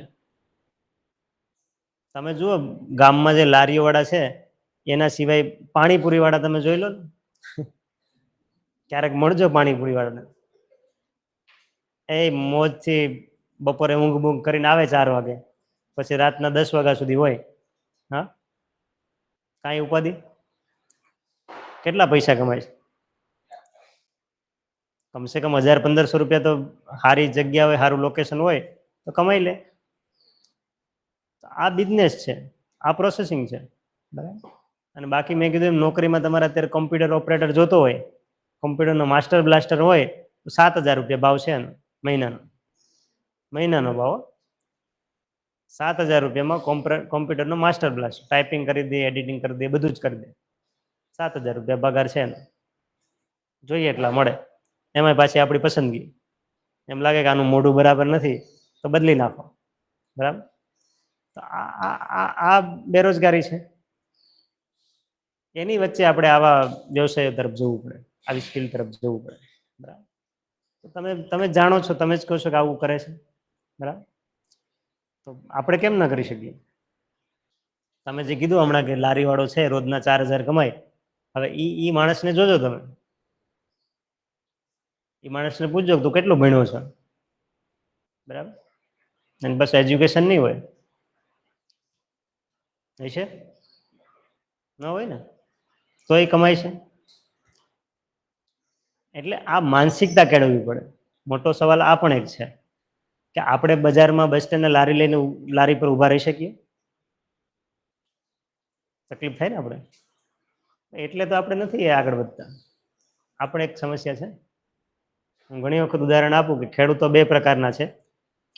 એક ખેડૂત એવા છે કે રાત દિવસ મહેનત કરે છે, શાકભાજી પકવે છે, અને વહેલી સવારે 4 વાગે માર્કેટ યાર્ડમાં જાય, એપીએમસીમાં જાય, શાકભાજીનું બધું ખટારો ભરી, ટ્રક ભરી કે રિક્ષા ભરી અને એપીએમસીમાં હરાજીમાં શાકભાજી પોતાનું આપી દે, બરાબર. અને પાછો સવારે 6 વાગે આવીને ઘરે સૂઈ જાય, બરાબર. એમાં પાછો એક બીજો ખેડૂત છે, અથવા તો બીજો વેપારી છે, દલાલ છે, જે કંઈક કહો તમે, એ સવારે હરાજી થાય ત્યારે જાય છે. સવારે શાંતિથી 9 વાગે હરાજીમાં જાય, ત્યાંથી જે પેલો ખેડૂત નાખી ગયો છે શાકભાજી, એ શાકભાજીને ખરીદી લે, લઈ લે, પોતાની લારી લઈ અને વેચવા માંડે. એમાંથી વધારે પૈસા કોણ કમાય છે? લારીવાળો, બરાબર. પણ એ કરે છે શું? જાતે વેચે છે, બરાબર. તો કમાય છે ને. આપણે નક્કી કરવાનું આ છે કે આપણે માત્ર પકવવું છે કે પછી વેચવું પણ છે, બરાબર. અને વેચવું છે એ એક રીતે માનસિકતાની રીતે અઘરું છે, બરાબર. તમારે લારી લઈને ઊભું રહેવું બજારમાં, આપણે એક બહુ મોટી પ્રેક્ટિસ છે. ઘણા લોકો અમીર લોકો છે એવા એના દીકરા દીકરીઓને આવી પ્રેક્ટિસ કરાવે ઘણી વખત. અથવા તો હવે તો એક પ્રોફેશનલ રીતે આવું પણ જોયું છે, મેં ક્યાંક સાંભળ્યું છે, ક્યાંક વાંચ્યું છે કે કેટલીક યુનિવર્સિટીઝ, કેટલીક કોલેજ છે એ એના સ્ટુડન્ટ્સને ટાર્ગેટ આપે, હે, હા, એનું સેલિંગ કરવા માટે મોકલે. ભાઈ તમે આ 100 ભગવદ્ ગીતા પુસ્તક લો તમે, અને તમે ત્યાં રોડ ઉપર 4 ચોક ઉપર ઉભા રહો અને ભગવદ્ ગીતા વેચો. તો આ પણ એક બહુ મોટી સ્કિલ છે કે તમે શરબતની લારી ઉપર ઉભા રહો, શરબત બનાવીને વેચો. તમે રોડ ઉપર ટોલ નાકા ઉપર ઉભા રહો અને કોઈક આ પ્રોડક્ટ વેચો. આ કંઈ ઇઝી નથી, પણ એમાં તમે એક વખત પસાર થઈ ગયા તો તમે બહુ સારી રીતે માર્કેટ કરી શકો. સવાલ, સૌથી મોટો સવાલ માનસિકતાનો છે કે આપણે એના માટે આપણે પોતે તૈયાર થઈએ છીએ. યસ, હું આ કરી શકીશ, મારે કરવું છે, મને કંઈ વાંધો નથી. અત્યારે ખેતી ભાંગવાના કારણોમાં આ એક પણ બહુ મહત્વનું કારણ છે. ખેડૂતના દીકરાને ખેતી નથી કરવી, પણ સુરતમાં, અમદાવાદમાં, બરોડામાં કે રાજકોટમાં જઈ અને નોકરી કરવી છે. લેબલ શું લાગે? નોકરી કરે છે, આવું લેબલ લાગે ને. ખેતી કરે તો શું થાય? ખેતી કરે છે. એનાથી સમાજમાં જે ઇફેક્ટ થાય છે એનો ડર છે, એટલે એ તૈયાર નથી.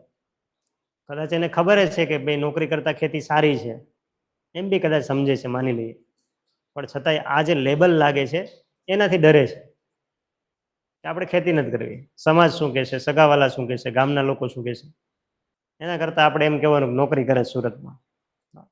પછી નોકરી કેવી હોય તો એ તો પોતે જ જાણતો હોય કે એની નોકરી કેવી છે. આના માટે આપણે આપણી જાતને જો તૈયાર કરી શકીએ, આપણને કંઈ વાંધો નથી, તો મને લાગે છે કે આ વ્યવસાય છે એ બહુ સારા સ્કોપ છે અને કરી શકાય એમ છે, બરાબર. આના ઢગલાબંધ ઉદાહરણો છે. અમારે ત્યાં જામનગરમાં બે બહેનો છે, એમના ફાધર એક્સપાયર્ડ થઈ ગયા. એમને શું કહેવાય, પેલા ઘૂઘરા આવે છે, ઘૂઘરા જ કહો, શું કહેશો? હા, એ લારીમાં ઘૂઘરા બનાવે છે, વેચે છે. રોજ બપોર પછી આવે 1 ટક જ, સવારે નહીં. સવારે એના માટેનું જે કંઈ રો મટીરિયલ તૈયાર કરવાનું છે, પેલું કરવાનું છે, તૈયારી કરવાની છે, બધું તૈયારી કરી અને બપોર પછી 3-4 વાગ્યાથી લારી લઈને આવે. બંને બહેનો બનાવી ડીશ પેક કરીને વેચે, મતલબ સાંજના 9-10 વાગ્યા સુધી ચલાવે. રોજનું 15,000 રૂપિયાનું કાઉન્ટર છે. હે, હા, તો એ 15,000 રૂપિયા એક દિવસના કમાય છે. આને કઈ નોકરી પહોંચે? હે, મહિનાનો 15,000 પગાર છે નોકરીમાં. આ વસ્તુ છે. આવા તો કેટલા બધા લોકો. તમે ક્યારેક ઇલેક્ટ્રિશિયનને પૂછજો, તમારા ગામમાં સારું, મતલબ સારું કોઈ થોડી જાણકારી હોય ઇલેક્ટ્રિશિયનની, થોડું મોટું ગામ હોય, સરસ રીતે ચાલતું હોય, એને પૂછજો કે તમે કેટલા મહિનામાં કેટલું કમાવો છો. પ્લમ્બરને પૂછજો ક્યારે, કડિયાને પૂછજો ક્યારે. કડિયાનો રોજ શું છે અત્યારે ખબર છે? કડિયાનું શું રોજ છે એક દિવસનું? રોજ જ કહો ને તમે, શું કહો, હાજરી કહો. હે, હા, દાડી. કેટલું હોય એક દિવસ? 500 રૂપિયા તો ઓલાના છે, એની પાછળ દાડીઓ હોય એના. હે, 800-1000 રૂપિયા કડિયાનો. એ પણ ગામ, 1200 રૂપિયા પણ છે. સિટીમાં તો હવે સ્ક્વેર ફીટ થઈ ગયું છે. પ્લાસ્ટર હોય કે કડિયા કામ હોય, એનો સ્ક્વેર ફીટના હિસાબે ભાવ હોય, દાડી નહીં. એટલે ગામડામાં 800 રૂપિયા, 1000 રૂપિયા સુધી દાડી છે, રોજ છે. હવે કડિયો શું ભણ્યો છે, શું સ્કિલ છે? કાંઈ નહીં. અને પેલો MA BEd થયો હોય, હે, BCom થયો હોય, MCom થયો હોય, એનો શું થયો રોજ એક દિવસ? થાય ને. 500 રૂપિયા રોજ નથી આપતું એને કોઈ. આ વસ્તુ છે. પણ આપણે બે વસ્તુથી પેલા થયા છે. એક તો મેં કીધું માનસિકતા, અને બીજું આપણે શ્રમમાં આળસ કરીએ છીએ. બરાબર. કડિયા કામ છે, મહેનતનું કામ છે ને. પેલો કમ્પ્યુટર ઓપરેટર છે, એસીમાં બેસે છે, એટલે એ આત્મસંતોષ લઈ લે છે કે ભાઈ ઠીક છે, આપણે પગાર ઓછો છે પણ શાંતિવાળી નોકરી છે. આપણે ત્યાં કહેવત છે કે આમ ટાઢે છાંયે નોકરી છે ને એવું મનમાં. પણ ખરેખર એના કરતાં કમાય છે કોણ વધારે? મહેનત કરવાવાળો. બરાબર. આપણે તો એ રીતે પણ વિચારવું પડે. પ્રોસેસિંગ ઇન્ડસ્ટ્રીની અંદર બહુ બધા સ્કોપ છે. આવી તમે નાની નાની પ્રોસેસિંગ વસ્તુઓ, નાની નાની પ્રોડક્ટને તમે આઈડેન્ટિફાઈ કરી, અને એ આઈડેન્ટિફાઈ કરીને એનું જો તમે સ્ટાર્ટઅપ કરો, એમાં બહુ બધા સ્કોપ છે. પણ એ સ્કોપને આપણે ઓળખવા પડે, અને એ સ્કોપ માટે આપણે પોતાએ ફૂલફિલ થવું પડે, તો તમે એ વસ્તુને ચલાવી શકો. બરાબર. અને હજી આવનારા સમયની અંદર આ વસ્તુની ડિમાન્ડ રોજે રોજ વધવાની જ છે, ઘટવાની નથી. જેમ જેમ લોકોમાં અવેરનેસ આવતી જશે, જેમ જેમ લોકો જાગૃત થતા જશે, એમ ક્વોલિટીવાળી પ્રોડક્ટની ડિમાન્ડ વધવાની જ છે. આજે છે એના કરતાં પણ વધારે. આજે હજી બહુ ઓછો વર્ગ એવો છે કે જે મોંઘી વસ્તુ, ક્વોલિટીવાળી વસ્તુ પસંદ કરશે. બાકીનો મોટા ભાગનો વર્ગ કેવો છે? સસ્તું પસંદ કરશે. મેં કીધું ને કે બજારમાં 2800 રૂપિયાનો ડબ્બો છે, 4500 રૂપિયાનો ડબ્બો છે, પણ 4500 રૂપિયાનો ખરીદવાવાળો કેટલો વર્ગ? લિમિટેડ વર્ગ ને. બાકી તો બાકીના માસે તો બે ઓપ્શન છે તો 2800 વાળા જ પકડશે. બરાબર. તો આપણે 4500 વાળાને ટાર્ગેટ કરવાના છે. એની સંખ્યા કેમ વધે? અને એની સંખ્યા વધવા માટેનું વાતાવરણ છે અત્યારે બને છે ઓલરેડી. બરાબર. સરકાર તરફથી એટલા પ્રયત્નો થાય છે, સોશિયલ મીડિયામાં એટલી જાગૃતિ ફેલાવાય છે, અને રોજબરોજ લોકોને એક અવેરનેસ આવે છે કે ભાઈ આપણા સ્વાસ્થ્યથી મોટું કોઈ વસ્તુ છે જ નહીં. તો આપણા સ્વાસ્થ્ય માટે જે જોઈએ છે, આપણા ઘર વપરાશ માટે જે જોઈએ છે, એમાં આપણે કોમ્પ્રોમાઇઝ ન કરવું જોઈએ. એમાં ક્વોલિટી સાથે કોમ્પ્રોમાઇઝ ન કરવું જોઈએ. આવું જ્યારે લોકોને, મોટાભાગના લોકોને સમજાવવા મળશે, ત્યારે સ્વાભાવિક રીતે સારી પ્રોડક્ટ ખરીદવાના, સારી ભાવ હોય છે તો પણ ખરીદવાના. તો પછી આપણી પ્રોડક્ટ વેચાઈ જ જવાની છે. બરાબર. એટલે ક્વોલિટી પકડી અને એવા ઓડિયન્સને આપણે ટાર્ગેટ કરીએ, એવા કસ્ટમરને ટાર્ગેટ કરીએ, તો 100% મળી રહે. એમાં કોઈ બહુ મોટી વાત છે નહીં. ઓકે, પછી આગળ એના સિવાય શું લાગે છે? કઈ એવી પ્રોડક્ટ છે કે જે આપણે ઇઝીલી બનાવી શકીએ? અને હે બ્રેડ અને ટોસ. બ્રેડ અને ટોસ આપણે જાતે બનાવી શકીએ સાધનો વગર? હા, પણ બહુ ઓછા સાધનો અને બહુ કિંમતી મશીનરી નથી. બરાબર. ઓછા મશીનોમાં ઓછી કિંમતના સાધનોથી એ પણ કરી શકાય. પછી ટમેટા કેચઅપની આપણે વાત કરી હતી કાલે, કદાચ એ પણ બનાવી શકાય ઘરે, કે ના બનાવી શકાય? ટમેટા સોસ. ટમેટા સોસનો શું ભાવ છે અત્યારે કિલ્લાનો? હે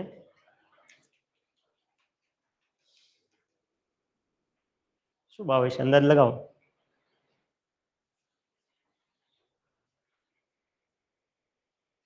શોધો છે.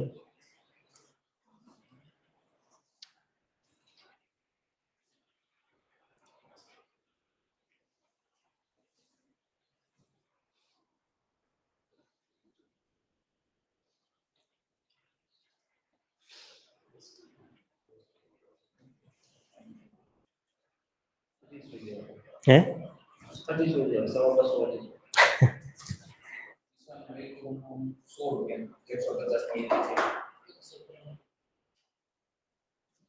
કિસાનનું કેટલું? કિલ્લાનું. તારે કેમ એટલા બધા વધી ગયા? અચ્છા. હા, આ સમજાય છે. મને એમ લાગે છે કે એગ્રો પ્રોસેસિંગ ભણાવવા કરતા આ કોન્સેપ્ટ આપણા મનમાં જો ક્લિયર થઈ જાય ને, કે આની અંદર આટલું માર્જિન છે, પ્રોસેસિંગ આઇટમનું આટલું મહત્વ છે, ક્વોલિટીનું આટલું મહત્વ છે, તો પછી પ્રોસેસિંગ કેમ કરવું ને એની બહુ જરૂર નથી. ખ્યાલ આવ્યો? ટમેટામાંથી સોર્સ કેમ બનાવો ને, એ બહુ રોકેટ સાયન્સ નથી. હું પ્રાકૃતિક ખેતીની તાલીમમાં પણ એક વસ્તુ ઉપર વધારે ફોકસ કરું છું. એ વિષય એ છે કે પ્રાકૃતિક ખેતી શા માટે? ખ્યાલ આવ્યો? મારું જે સેશન હોય પ્રાકૃતિક ખેડૂતો માટે, એમાં હું હંમેશા એક જ વિષય પર વાત કરું છું. એ વિષય છે પ્રાકૃતિક ખેતી શા માટે. શું કામ? તો કે એને એક વખત ખબર પડી જશે કે પ્રાકૃતિક ખેતી શું કામ કરવી છે, એ જો ક્લિયર થઈ જશે ને, તો પછી જીવામૃત કેમ બનાવવું ને ઘન જીવામૃત કેમ બનાવવું ને નિમાસ્ત્ર કેમ બનાવવું ને એ બધું તો શોધી લેશે. ખ્યાલ આવ્યો? તમને પણ જો તમારા મગજમાં ફિટ થઈ ગયું કે ભાઈ પ્રોસેસિંગ કર્યા જેવું છે, તો તમે પછી સિંગમાંથી સિંગ તેલ કેમ કાઢવું ને ચીક્કી કેમ બનાવીને બીજું કંઈ કેમ બનાવવું એ બધું શીખી લેશો. એ મળી જશે. એ બહુ કંઈ મોટી વાત નથી, બરાબર. પણ આપણા મગજમાં એક કોન્સેપ્ટ ક્લિયર થઈ જવો જોઈએ કે આ કરવા જેવું છે, આની અંદર સારામાં સારી આજીવિકા છે, રોજગારી છે, સ્ટાર્ટઅપ કરી શકાય એવો છે, બહુ બધા સ્કોપ છે. આ એક વખત આપણામાં બહુ સરસ રીતે ફિટ થઈ જાય ને, તો પછી બહુ અઘરું નથી. તમે અથાણા બનાવતા નથી, ખબર જ નથી કે અથાણું શું ચીજ છે, તમે ધારો તો બનાવી શકો કે ના બનાવી શકો? આજે તમે નક્કી કરી લો કે આપણે અથાણા બનાવતા શીખવું છે. એક વખત, બે વખત, 3 વખત, 4 વખત, 5 વખત પ્રેક્ટિસ કરો તો બની જાય કે ના બની જાય? અને લગાતાર પ્રેક્ટિસ કર્યા કરો તો સારામાં સારું અથાણું તમે બનાવતા શીખી શકો કે ના શીખી શકો? બસ આ જ વસ્તુ છે. પહેલું શું થયું? મનથી નક્કી કરવું પડે કે આપણે અથાણું બનાવતા શીખવું છે. પછી બની જાય ને, પછી બધા રસ્તાઓ મળી જાય. તો અગત્યનું કામ કયું છે? મનથી ક્લિયર થવું, આપણું માઇન્ડસેટ બનાવવું એ પ્રમાણે. અઘરું કામ એ છે. પ્રોસેસ છે અઘરી નથી મારી દ્રષ્ટિએ, બરાબર. આપણે એમ કહીએ કે ભાઈ મને રોટલી ભાખરી બનાવતા આવડતું જ નથી, રસોઈ મને ખબર જ નથી, એક જેન્ટ્સ તરીકે, બોયઝ તરીકે, તો આપણે શીખવા ધારીએ તો શીખી શકીએ કે ના શીખી શકીએ? એક દી પ્રેક્ટિસ કરો, બીજા દિવસે કરો, ત્રીજા દિવસે કરો, ચોથા દિવસે કરો, સારામાં સારી રોટલી બનાવતા શીખી શકો તમે? તો પહેલાં નક્કી શું કરવું પડે? હા, મારે રોટલી બનાવતા શીખવું છે. પણ આપણે એના આઘા જ રહીએ તો, આપણે રસોડામાં જઈએ જ નહીં તો ના શીખાય ક્યારે. એટલે પહેલાં મનથી નક્કી કરવું પડે, માઇન્ડસેટ બનાવવું પડે. યસ, આ મારે કરવું છે, અને એ કેમ કરવું છે એના પછી બહુ બધા રસ્તાઓ છે. એટલે આ વસ્તુ પર મને એવું લાગે છે કે વધારે ફોકસ કરવા જેવું છે.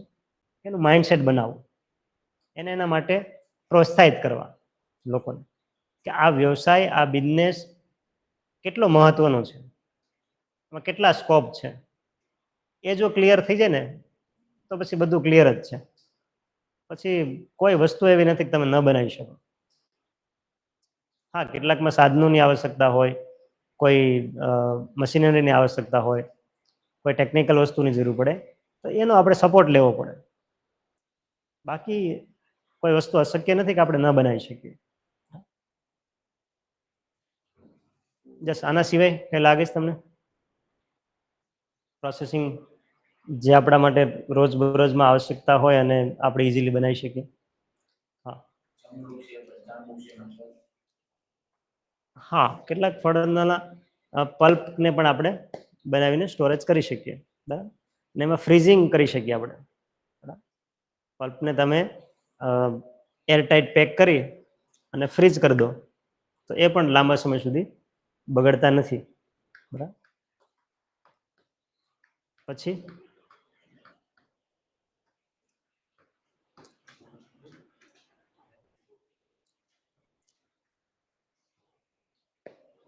ફૂડ આઈટમ વિચારો તમે, આપણે જેને જંક ફૂડ કહીએ છીએ, હે?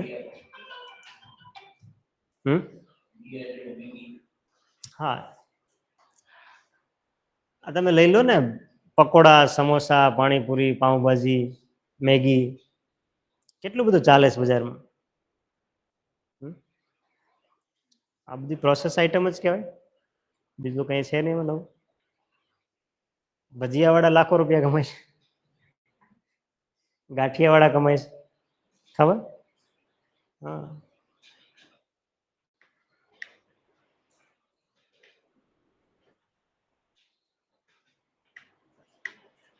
તો આ વસ્તુનું આપણે લિસ્ટ આઉટ કરી શકીએ.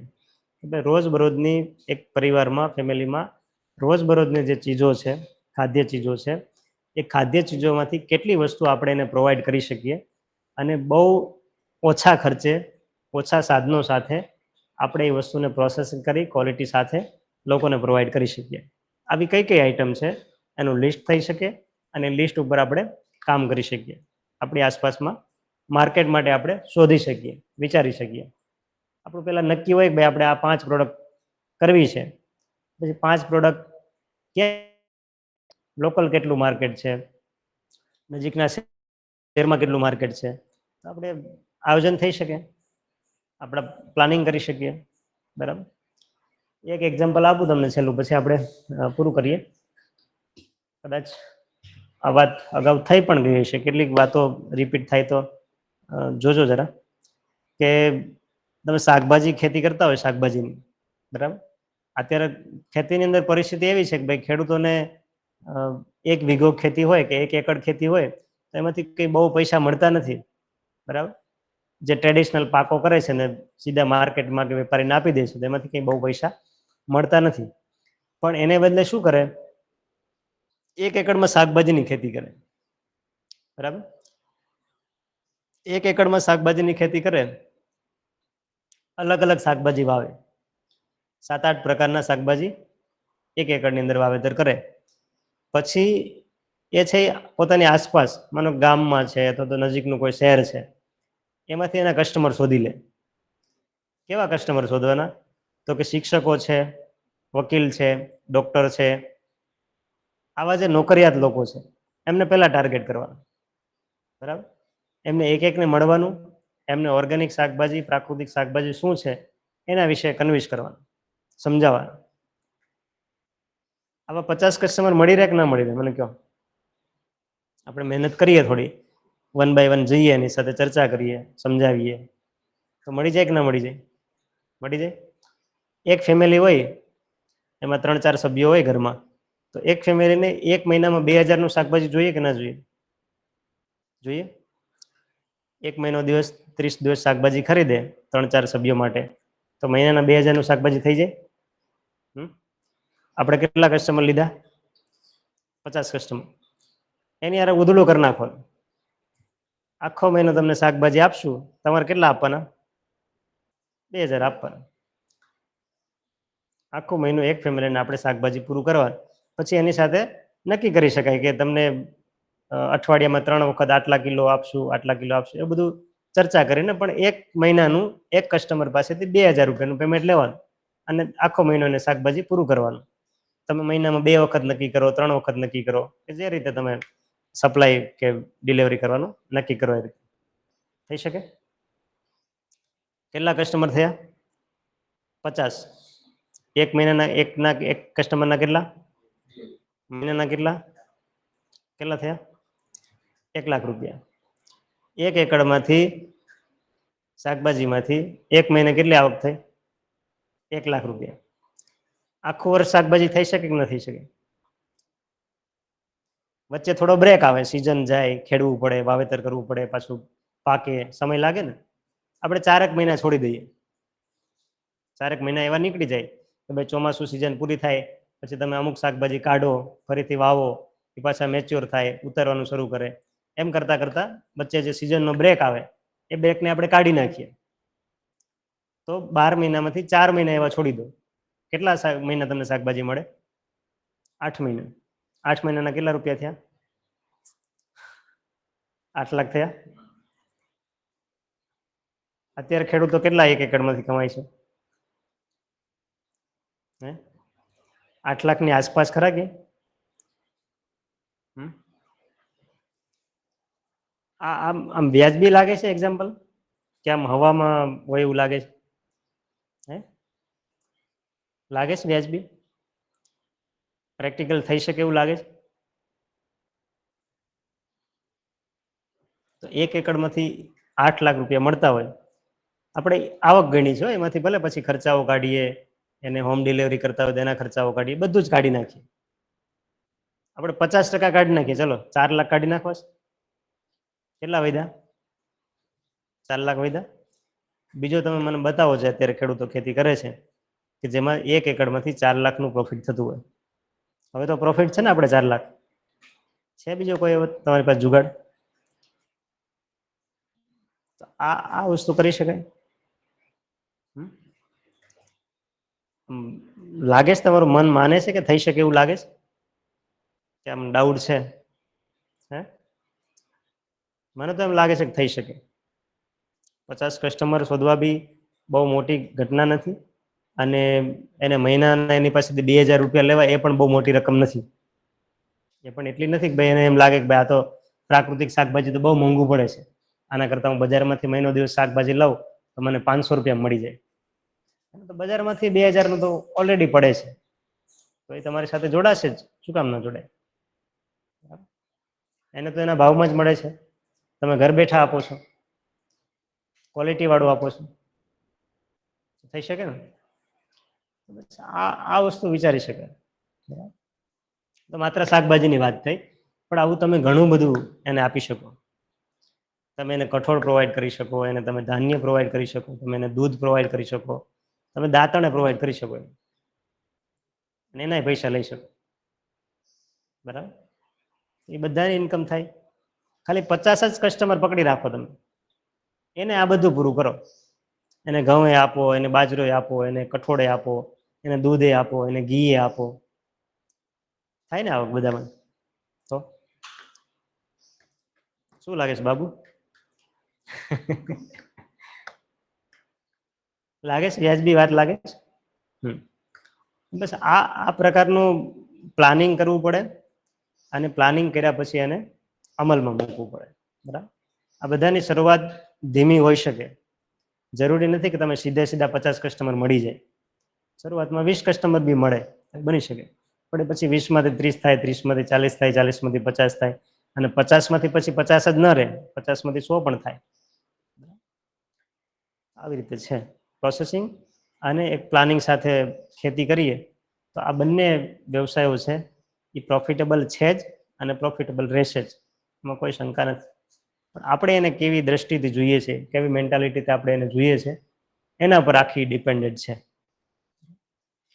મને લાગે છે કે આપણો સમય અહીંયા પૂરો થવામાં છે, આપણે અહીંયા અટકીશું.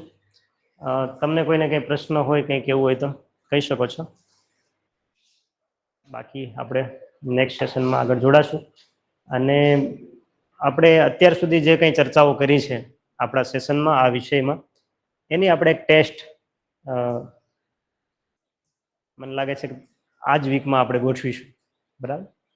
અને ઓનલાઈન જ ક્વિઝ રાખીશું આપણે. બરાબર?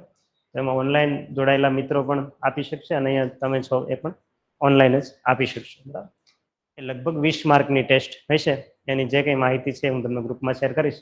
પણ અત્યાર સુધી આપણે જે કંઈ ક્લાસરૂમમાં ચર્ચા કરી છે, જે મુદ્દાઓ ભણ્યા છે, એમાંથી એક પ્રકારની ટેસ્ટ હશે. તો એ આપણું ઇન્ટરનલ મૂલ્યાંકનનો એક ભાગ હશે. બરાબર? પછી અસાઇનમેન્ટ બી તમને આપ્યું છે. ઓનલાઈન જોડાયેલા મિત્રોને પણ ખાસ આમ તો હું છે તમને વોટ્સઅપ કરી દઈશ નામ સાથે, જે મિત્રો રેગ્યુલર જોડાય છે. અને આપણે એક નજીકના સમયમાં 2 દિવસનો પ્રેક્ટિકલ પણ નું પ્લાનિંગ કરીએ છીએ, પણ એ હજી થોડું પહેલામાં છે પ્લાનિંગમાં. જેવું નક્કી થશે એવું આપણે તમને બધાને અગાઉથી જાણ કરીશું. આપણે શક્ય હશે તો આ મહિનાના એન્ડમાં અથવા તો ડિસેમ્બરના ફર્સ્ટ વીકમાં 2 દિવસનો અહીંયા પ્રેક્ટિકલ બધા જ જે ઓનલાઈન જોડાયેલા છે મિત્રો એ પણ અહીંયા આવે, અને 2 દિવસ સુધી કન્ટિન્યુ પ્રેક્ટિકલ ચાલે એવું પ્લાનિંગ આપણે કરીએ છીએ. તો એની તમને ટૂંક સમયમાં જાણ કરીશું. યસ, તો આપણે આ સેશનને અહીંયા અટકાવીએ છીએ. ઓનલાઈન જોડેલા મિત્રોને કંઈ કહેવું હોય તો હું હવે આપને સમય આપું છું.